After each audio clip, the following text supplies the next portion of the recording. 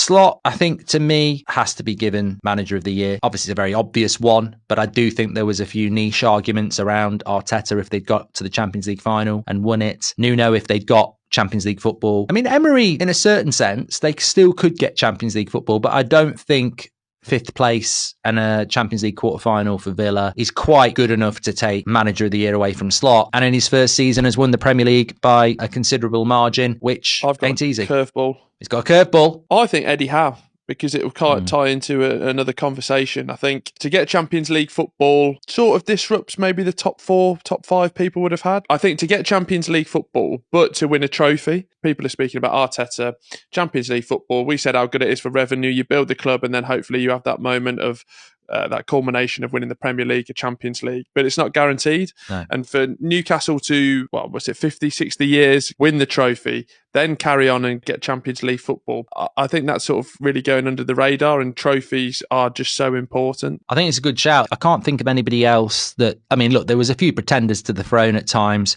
Bournemouth, Fulham. What about if Palace finish top half and win the FA Cup? Outside chance, yeah. I mean, the first time in my lifetime I've seen them do it. So yeah, I think you have to hold that up. But yeah, I think you're right. I think Eddie Howe or Slot. I'd go Slot. I think it's winning the Premier League is going to give him the pip.